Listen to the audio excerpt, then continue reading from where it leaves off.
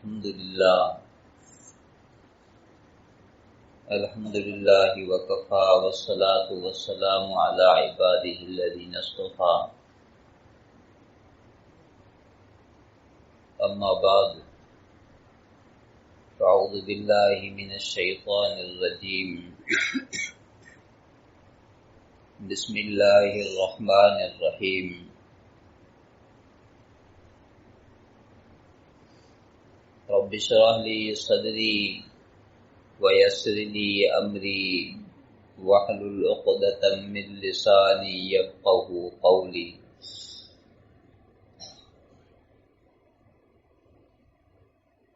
رب زدني علما وارزقني فهما رب زدني علما وارزقني فهما رب زدني علما وارزقني فهما الله أكبر كبيرا والحمد لله حمدا كثيرا سبحان الله بكرة وأصيلا سبحانك لا علم لنا إلا ما علمتنا إنك أنت العليم الحكيم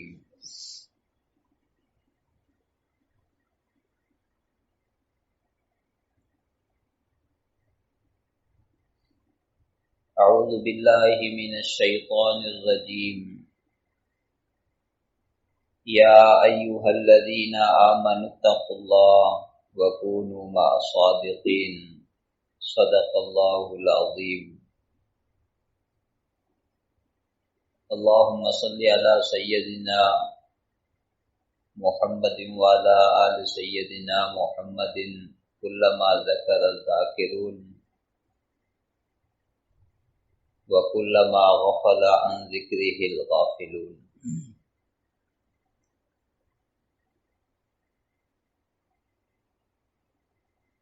تمام ساتھیوں کو مؤدبانہ گزارش ہے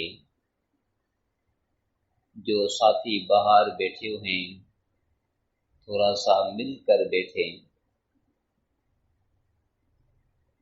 جو باہر ساتھی بیٹھے ہوئے ہیں تھوڑا سا آگے ہو جائیں، نقل و حرکت کر لیں، انشاءاللہ اس کے اندر خیر و برکت ہوگی۔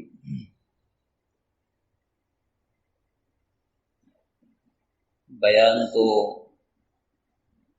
ہمارے اہل اللہ والے اور علماء اکرام ماشاءاللہ یہاں پہ موجود ہیں، فوق کل ذی علم علیم۔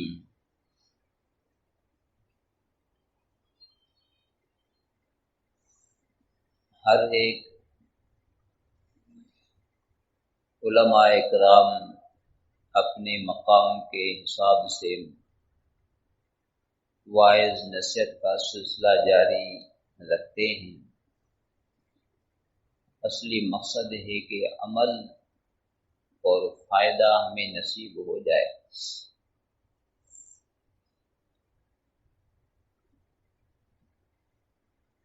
آپ نے دیکھا ہوگا کہ ہمارے خانقاہی نظام حضرت صاحب رحم اللہ، حضرت مدرس اللہ عالیہ، یہاں کا جو نظام ہے وہ بہت عجیب نظارہ اور نظام آپ کو نظر آتے ہوں گے۔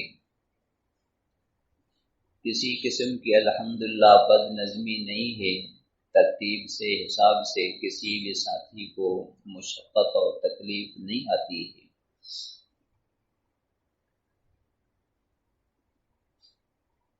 حضرت صاحب نے اگلے اجتماع پہ نصیحت فرمائی کہ ایک شخص تھا کہ وہ روٹی کو کھاتا تھا جو صاف ستھری تھی اور دوسری روٹی کو ضائع کر دیتا تھا۔ تو ہمیں یہ نصیحت ہے کہ ہمارے جو لنگر کھانے کے اندر جو روٹی پکتی ہے وہ بڑی محنت سے پکتی ہے۔ کسی ساتھی نے میرے کو بتایا کہ حضرت رحم اللہ کے زمانے میں جو یہ بورچی تھا وہ غالباً نواب شاہ کا تھا، غریب تھا، ابھی بھی غالباً ہے گا، میرے ذہن میں نہیں ہے، لیکن حضرت رحم اللہ کے خدمت میں آیا کرتا تھا، ننگر کی روٹی پکایا کرتا تھا۔ تو میں نے سنا کہ الحمدللہ نواب شاہ کے اندر اس کا اچھا مقام ہے، مقام بھی ہے اور مکان بھی ہے۔ یہ صرف حضرت صاحب کے ساتھیوں اور مریدینوں کی کھانے پکانے کی برکت کی وجہ سے اللہ نے اس کو ایسا مالدار بنا دیا۔ تو ہم یہاں جو نگر کھانے میں کھانا کھاتے ہیں تو وہ ایک ایک ٹکڑا، ایک ایک روٹی جلی ہوئی کچی، یہ بھی قیمتی ہے۔ ہم اس روٹی کو ضائع کر لیتے ہیں، سالن کو ضائع کر لیتے ہیں۔ اور میں نے غالباً نہ دیکھا ہو، ساتھی بتایا کرتے تھے کہ حضرت رحم اللہ اور کچھ جو ان کے خلفات ہیں، حضرت یہاں موجود ہے ہمارے بڑے، تو حضرت رحم اللہ جو ساتھی کھانا کھا کے واپس چلے جاتے تھے، وہ جو ٹکڑے بچتے تھے حضرت رحم اللہ اپنے ساتھیوں کو لے کر وہ کھانے کے ٹکڑے کھایا کرتے تھے۔ ہم جو ہے کہ نگر کھانے میں کتنی روٹی اور سالن ضائع کرتے ہیں، اللہ ہمیں توفیق عطا فرما دے۔ دوسری بات یہ ہے کہ ہمارے حضرت صاحب اللہ اس کی صحت کاملہ عاجلہ مستمر عطا فرمائے، ہم حضرت صاحب کے پاس آتے ہیں، جس طرح حضرت بھائی اصغر صاحب مدد اللہ علیہ نے فرمایا کہ آپ آ کے بیٹھ جاؤ، بس بیٹھنے سے ہی سب کچھ مل جائے گا۔ جس طرح اعتکاف والا اعتکاف کی نیت کر کے اللہ کے گھر میں بیٹھ جاتا ہے، باتیں بھی نہیں کرے، ذکر بھی نہیں کرے، سویا ہوا تو اس کو ثواب ملتا ہے۔ ہم اگر یہاں اس مجلس میں آتے ہیں، بیٹھ جائیں ادب کے دائرے میں، تو کچھ بھی نہ کریں تو ہمیں فائدہ ملے گا۔ علماء اکرام سے آپ نے سنا ہوگا کہ عید کے نماز واجب ہے، اور اس کا مقام یہ ہے کہ عید کے دن اشراق نماز پڑھنا منع ہے۔ تو یہ عید کا مقام اعتبار کا بہت سے مسائل ہیں، تو ہم وہاں اپنے مقام پہ ذکر اذکار کریں، تسبیحات پڑھیں، معمولات کر لیں، لیکن یہاں جو ہمارے پیر بھائی یہاں آ جائیں، سارے اپنے معمولات کو چھوڑ دیں، بس خود بخود اپنے شیخ سے فیض حاصل ہوگا۔ اللہ پاک ہمیں توفیق عطا فرما دے۔ تیسری بات یہ کہ حضرت صاحب کو ہم جو دباتے ہیں، سندھی میں اس کو زور کہتے ہیں، زور دیتے ہیں، دباتے ہیں، حضرت صاحب کو اس کا فکر نہیں ہے۔ اور کچھ ساتھی ایسے ہوتے ہیں کہ زیادہ زور دیتے ہیں، یہ زور اور ہاتھ ہم اللہ والوں سے اس لیے لگاتے ہیں کہ تھوڑا سا کرنٹ آ جائے، صحبت نصیب ہو جائے۔ زیادہ دبانا پاؤں کو اور ہاتھوں کو، کبھی کبھار میں نے کئی مرتبہ حضرت صاحب کو دیکھا ہے کہ تکلیف ہوتی ہے، لیکن بس خاموش اختیار کر لیتا ہے۔ ہمارے علاقے کا ایک بزرگ تھا، بزرگ بیر والے رحم اللہ، اس کے پاس ایک شخص آیا، وہ زور دے رہا تھا، حضرت صاحب کا چہرہ لال ہو گیا، اس نے تھوڑا ہاتھ اسے کرا لیکن مانا نہیں، پھر اس بازوں کو اسی طرح تھوڑا ہلایا، پھر حضرت صاحب کو تکلیف ہو رہی تھی، اب اس کو جواب کسے دے اور کسے اٹھائے اس کو۔ وہ زیادہ زور دے رہا ہے، زور دبا رہا ہے، تو کسی ساتھی کو سمجھ میں آ گئی کہ بھئی آپ دور ہو جاؤ تھوڑا سا۔ اب بات یہ ہے کہ گستاخی نہیں کرتے ہیں، اگر ہم نے حضرت صاحب کو کل سے دبایا ہے، کل اور آج 3 دن سارے ساتھی جس کو موقع ملا، تو پھر جو ہم چلے جائیں گے پھر حضرت صاحب کو کون دبا دے گا، اتنا زور کون دے گا؟ تو تبرکن جو ہے کہ اتنی بس جتنی توفیق مل جائے تو اتنی جو ہے کہ آپ جو ہے کہ اس کے اوپر عمل کریں، اللہ پاک ہمیں عمل کی توفیق عطا فرما دیں۔ تیسری بات یہ، چوتھی بات یہ ہے کہ ہمارے حضرت صاحب رحم اللہ اور حضرت صاحب بذات خود جو ہے کہ ان چیزوں کو ناپسند فرماتے ہیں، جس طرح اشتار وغیرہ ہے یا کوئی اور سلسلہ ہے۔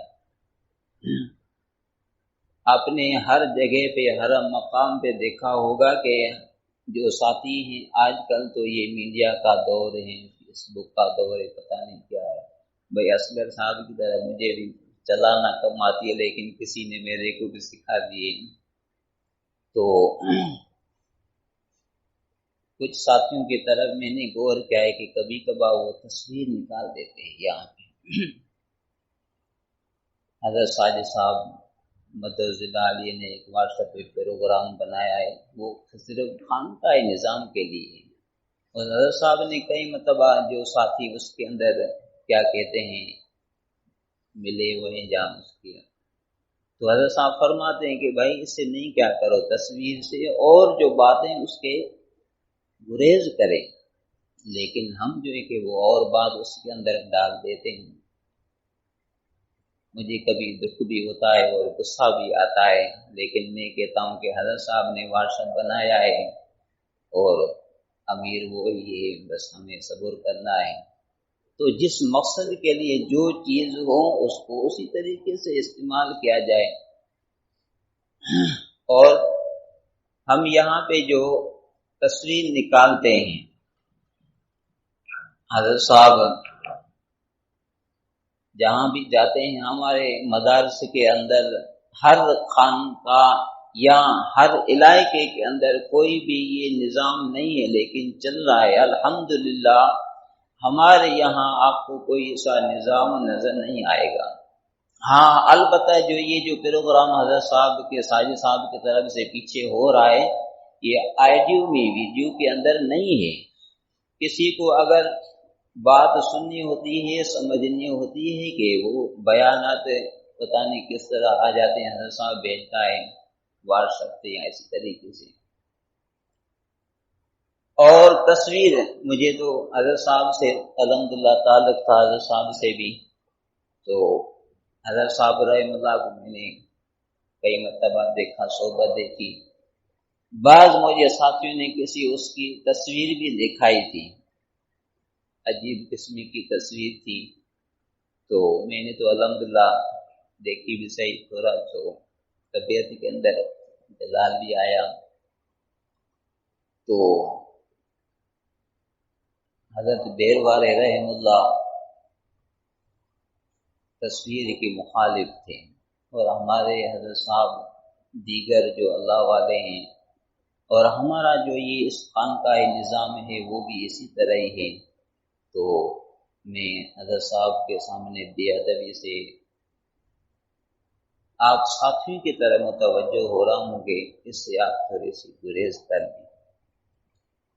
اب ہمارا آنے کا مقصد یہ ایک ادب ہے، بیانات تو ابھی ہوں گے، علماء اکرام وہاں موجود ہے، تو میں تو اپنے ساتھیوں کو جو نصیحت کر رہا ہوں، اور یہ نصیحت آپ کے لیے نہیں ہے بلکہ اس گناہ گار کے لیے۔ شیخ کا ادب یہ ہے،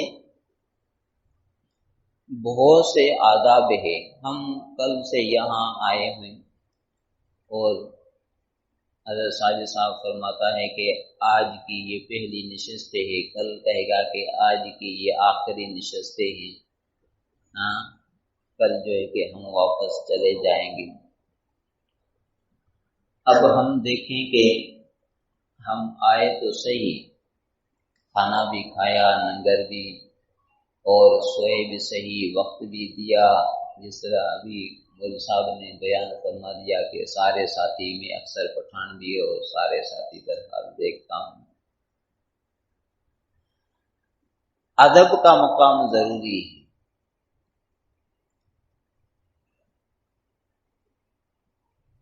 جب تک ادب نہیں ہوگا تو ہمیں کچھ حاصل نہیں ہوگا۔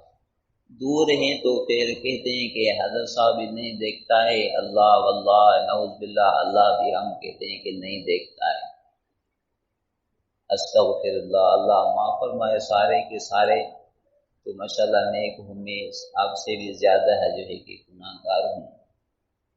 تو خصوصاً یہاں جو یہ مجلس ہے اور یہ جو ہماری مسجد اور خانقاہیں جو نظام ہے، بڑا ادب والا نظام ہے۔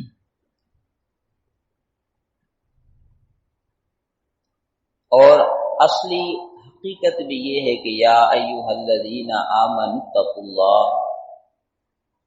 اے ایمان والو اللہ سے ڈرو۔ یہ اللہ والے اللہ سے ڈرنا سکھاتے ہیں اور اللہ سے ملانا سکھاتے ہیں، اور یقین جانیے کہ آپ کو کہیں علاج ملتا ہوگا، کوئی ڈاکٹر کوئی اللہ والا ملتا ہوگا، لیکن واللہ یہاں پہ جو دوائی دی جاتی ہے، ذکر اذکار اور اصلاح فرمائی جاتی ہے، میں تو کہتا ہوں کہ کئی حصوں سے الحمدللہ بہتر ہے۔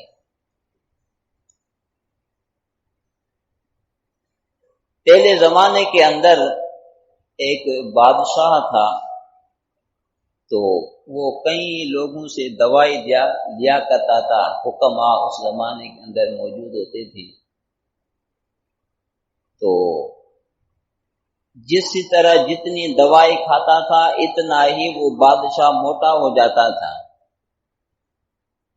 اس نے یہ کہا کہ مجھے اسے دوائی دے دو تاکہ میں پتلا ہو جاؤں، لیکن جتنی حکیموں کی دوائی کھاتا اتنا زیادہ اور موٹا ہو جاتا، لیکن وہ کبھی دوا کھا کے بھی تنگ ہو گیا۔ ایک دن جو ہے کہ اعلان فرما دیا کہ آپ کے پاس کوئی ایسا حکیم نہیں ہے کہ میرے کو پتلا کر دے۔ کوئی بھی نہیں ملا۔ دوسرے دن، تیسرے دن، ایک میلے کپڑے والا دور دراز سے آیا، بادشاہ سلامت میں آپ کا علاج کروں گا، انشاءاللہ آپ جو ہے کہ جلدی پتلے ہو جاؤ گے۔ ٹھیک ہے، اگر نہیں ہوا بادشاہ سزا دینا۔ کیا سزا ہے؟ بولا کہ بادشاہ سلامت میری آپ دوائی کھانا شروع کر دو، میرے کو جیل میں ڈال دو، اور میرے ایک دو شرط ہیں وہ مان لو، جب تک آپ ٹھیک ہو جاؤ مجھے جیل سے نہ نکالنا۔ ٹھیک ہے، یہ حکیم بہتر ہے۔ تو اس حکیم اللہ والے تھے۔ پہلے زمانے کے اندر بادشاہ بھی اللہ والے ہوا کرتے تھے، کئی آپ نے سنا ہوگا۔ تو اس حکیم نے فرمایا کہ بادشاہ سلامت یہ دوائی آپ کو میں 40 دن کھلا رہا ہوں، اور آپ کی عمر بھی باقی 40 دن ہے۔ جو کھانا ہے، جو پینا ہے، جو مستی کرنی ہے، عیش عشرت کرنا ہے، میں یقین سے آپ کو کہتا ہوں کہ آپ کے بچے ہی 40 دن آپ پورے ہو جاؤ گے۔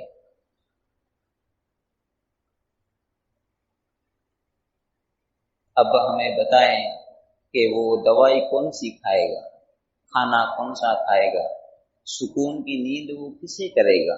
اور اس کو یہ تھا کہ میں ٹھیک ہو جاؤں، پتلا ہو جاؤں نا۔ تو اب اس نے دوا بھی چھوڑ دی، کھانا بھی چھوڑ دیا، فکر بچے 40 دن ہیں تو اب کیا کروں؟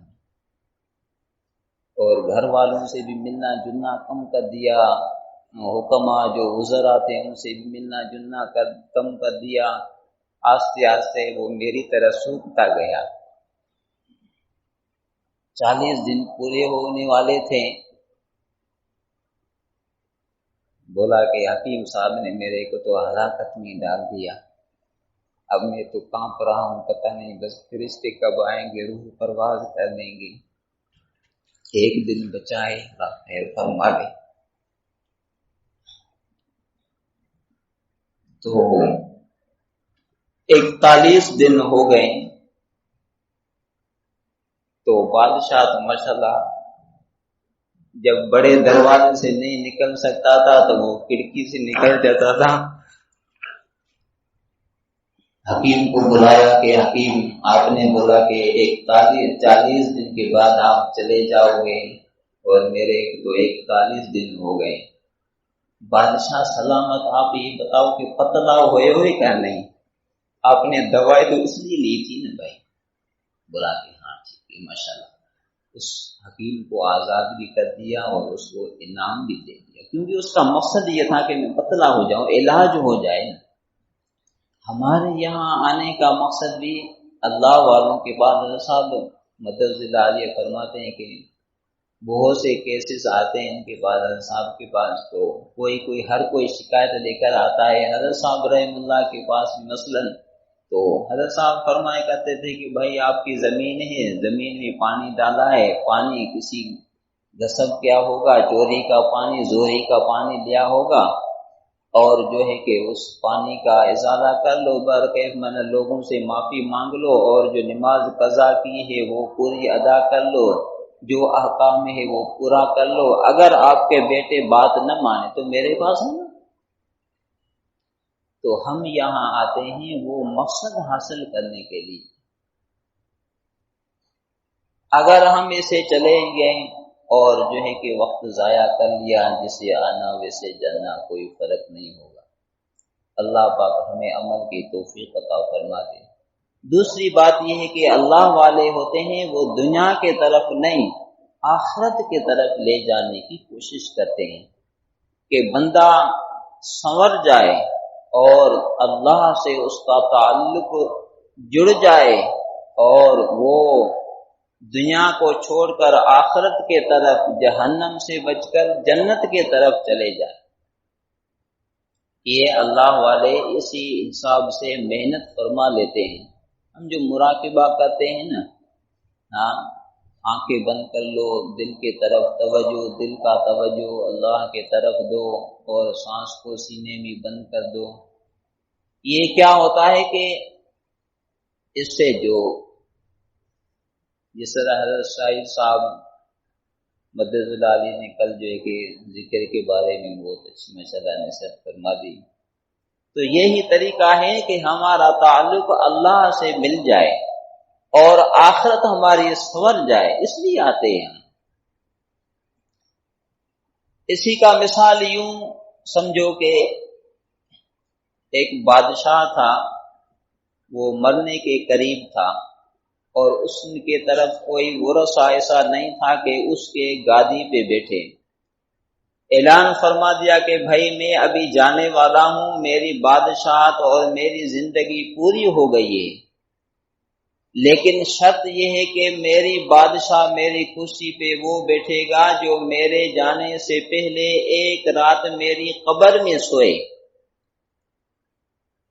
میں اس کو بادشاہت دوں گا۔ ٹھیک ہے بھائی، کوئی ساتھی تو کئی دنوں کے بعد تیار ہوا، ایک میرا جیسا نالائق تھا، مال کے لالچ میں آ گیا، اس کے پاس ایک ہی گدا تھا۔ اس نے کہا کہ اتنے سارے بادشاہ کے لوگ ہیں، کوئی قبر میں ایک رات کیا ہے، سونے سے کیا ہوگا، میں سو لوں گا اور جو ہے کہ کل جو ہے کہ مجھے بادشاہت ملے گی، حشمت ملے گی، بڑے تخت پہ بیٹھ جاؤں گا، کوئی مسئلہ نہیں۔ ایک گدا ہے، اگر گدا چلا گیا تو بادشاہت مل جائے گی نا۔ ٹھیک ہے بادشاہ سلامت، میں جو ہے کہ آپ کی قبر میں سو رہا ہوں اور بڑے دھام دھوم سے انشاءاللہ کل جو ہے کہ میں آپ کی کرسی پہ بیٹھ جاؤں گا۔ قبر کھودی گئی، اس گدھے والے فقیر کو قبر کے اندر دفن کر دیا، گدھے کو باہر باندھ لیا، جس طرح معمولات ہوتے ہیں دفن کرنے کا۔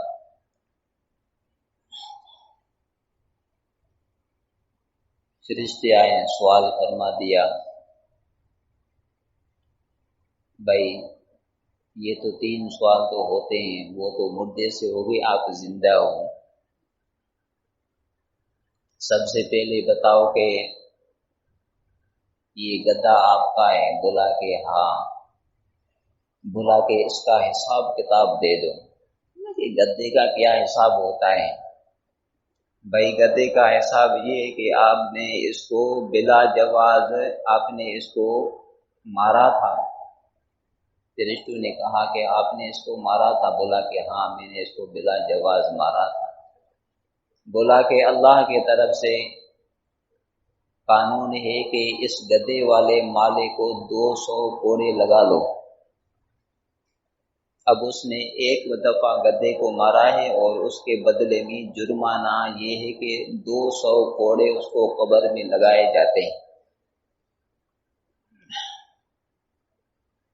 اب 200 کوڑے کوڑے ہو گئے۔ بولا کہ فرشتوں نے فرمایا کہ ایک دن آپ نے اس کو کام زیادہ لیا تھا اور کھانا کم کھلایا تھا، کھاد کم دی تھی؟ بولا کہ ہاں دی تھی۔ بولا کہ 200 کوڑے اور لگا لو۔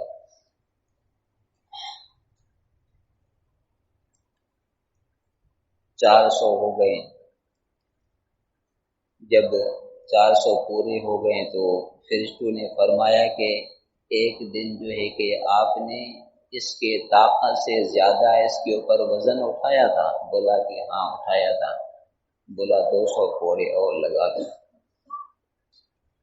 600 کوڑے رات کے اندر اس کے پورے ہو گئے۔ صبح ہوئی، بادشاہ سلامت اور جو ہے کہ بڑے دھوم دھام سے استقبال کے لیے قبر کے اندر آ رہے ہیں۔ ہمارا بادشاہ قبر سے نکلے گا اور جو ہے کہ وہ ہمارے کرسی پہ بیٹھ کے ہماری رعیت کا خیال رکھے گا، کیونکہ استقبال تو کیا جاتا ہے اللہ۔ تو جب قبر کھودی گئی تو وہ جو گدھے والا مالک تھا قبر سے اسی طرح نکلا جس طرح بندوق سے گولی نکلتی، بھاگ کے چلا گیا۔ بھائی ادھر آ جاؤ، آپ ہمارا بادشاہ، آپ ہمارا بادشاہ ہو، کہاں بھاگ رہے ہو؟ بولا کہ ہم جو ہے کہ قبر کے اندر گھوڑے کا اور گدھے کا حساب نہ دے سکے، اب جو ہے کہ ہم بادشاہ بنیں گے تو رعیت کا حساب کیسے دیں گے؟ توبہ کرو۔ تو میرے بھائیو، اگر ہم نے جس طرح حضرت صاحب نے کل فرمائے کہ ساتھی کہتے ہیں کہ ہم جو سارے کے سارے خلفاء بن جائیں، اجازت مل جائے، تو اگر اجازت مل گئی تو ہم تو اڑیں گے تو نہیں نا؟ سارے تو حضرت صاحب جیسے، حضرت مفتی سعید صاحب جیسے یا حضرت صاحب کے بڑے بڑے خلفاء اس مقام پہ تو نہیں پہنچیں گے نا۔ تو اس لیے جو ہے کہ ہم کسی چیز کی تمنا نہ کریں، بس صحبت کافی ہے۔ زیادہ اگر مال کی لالچ کر لو، دنیا کی کمائی کی لالچ کر لو، اس کے اندر ہمیں طاقت ہوتی ہے۔ اگر چوری زوری کیا تو دبا لگا لیں گے نا، لڑائی کر لیں گے، بھائی کیوں ہمارا ایسا ہے، جھوٹ بھی بول لیں گے۔ لیکن اللہ رحم فرمائے، اس کے اندر تو جلال بھی نہیں کرنا ہے نا، گرماش بھی نہیں دکھانی نا، اپنی طاقت اور بہادری بھی نہیں دکھانی نا۔ جب بن گئے اللہ والا تو پھر جو ہے کہ اتنا غصہ کیوں کریں؟ تو بھائی ہم فقیر رہیں تو بہتر ہے۔ بس یہ صحبت نیکوں کی صحبت یہ بڑی خوش نصیبی ہے۔ اللہ پاک ہمیں عمل کی توفیق عطا فرما دے۔ تو میرے عزیز دوستو، اور اس کو یوں بھی نہ سمجھے کہ ہم جو ہے کہ وقت ضائع کر رہے ہیں، نہیں نہیں، بڑا قیمتی وقت ہے، اور وقت بھی نہیں، آپ کا ایک سیکنڈ بھی بڑا قیمتی ہے۔ ہاں جس طرح حضرت تھانوی رحم اللہ اور حضرت مولانا مفتی شفیع محمد صاحب رحم اللہ کا 100 سالہ پہ باس ہوا کرتا تھا، تو ایک گھڑی بھی اور ایک لمحہ بھی اللہ والوں کے ساتھ بیٹھنا بڑی سعادت سمجھے۔ یہ پرفتنہ دور ہے، ہم اس پرفتنے دور کے اندر ایک گھڑی بھی اگر مسجد میں بیٹھیں تو خوش نصیبی سمجھے، اور یہ انشاءاللہ ثم انشاءاللہ یہ رنگ لاہے گی۔ یقین کے ساتھ اگر دنیا کے اندر رہیں گے تو وہ اثر دکھا لے گی، ورنہ ضرور بالضرور آخرت کے اندر ہمیں اس کا نتیجہ ملے گا۔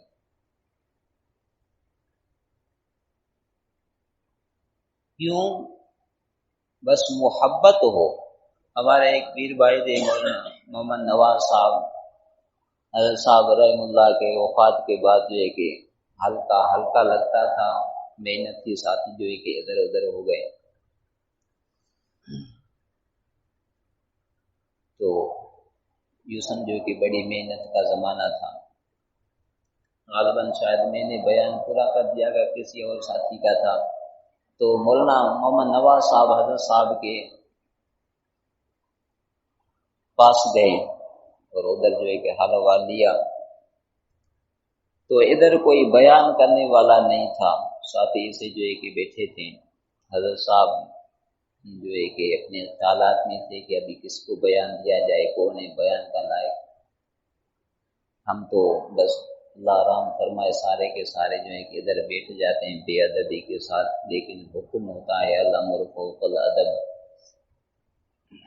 تو مولانا صاحب آیا، حضرت صاحب کو فرمائے کہ حضرت صاحب نے فرمائے کہ بیان کے لیے کوئی بھی نہیں، آپ جو ہے کہ چلے جاؤ۔ حالانکہ مولانا صاحب نے بیان ایک مرتبہ کر لیا تھا، تو یہ ایک فکر تھا، اور یوں سمجھے کہ یوں نہیں سمجھے کہ ہمیں کوئی دیکھ نہیں رہا ہے۔ واللہ میرا بھی یہی گمان تھا کہ اللہ کرے میرا نمبر نہ آ جائے، اور اگر نمبر آ جائے تو حضرت صاحب موجود نہ ہو، لیکن حضرت صاحب آ گیا۔ پھر حضرت ساجد صاحب نے جو ہے کہ گناہ گار کو جو ہے کہ حکم دے دیا۔ تو اللہ والے کی یہ صحبت کا اثر ہوتا ہے، اور اللہ والوں کی خصوصاً جو ہے کہ گناہ کاروں کی طرف نظر ہوتی ہے، اور یہ بھی معلوم ہو جاتا ہے کہ یہ شخص کس نسبت سے، کس تمنا سے، کس امید سے یہاں آیا ہے۔ ہم کوئی بھی امید نہ رکھیں، بس یوں بھی نہ کہیں کہ ہمارا شیخ راضی ہو جائے، ہمارا ساتھی راضی ہو جائے، اور یوں کہیں کہ ہم دور دراز سے آئے ہیں، اتنا سفر کر کے وقت ضائع کیا ہے ماشاءاللہ، نہیں نہیں، بس یوں یہ ارادہ کر لیں کہ اللہ پاک راضی ہو جائے، ہمارا ساتھی بھی راضی نہ ہو، ہمارا شیخ بھی راضی نہ ہو، واللہ استغفر اللہ، لیکن یہ ارادہ ہو کہ اللہ راضی ہو جائے، ہمارا مقصد حل ہو جائے۔ جس طرح گھر کے اندر ابھی تو کشمہ کشمی ہوتی ہے، ہر کوئی کہتا ہے کہ گھر والی کھائے یا نہ کھائے، بیٹا کھائے یا نہ کھائے، میں تو کھانا کھا لوں۔ اب جو ہے کہ ہم سارے کے سارے اپنا فکر کر لیں، اللہ پاک جو ہے کہ ہمیں اس فکر کی توفیق عطا فرما دے۔ اللہ رب العزت سے دعا ہے کہ رب العالمین ہمیں زیادہ تر اس گناہ گار کو عمل کرنے کی توفیق عطا فرما دے۔ وآخر دعوانا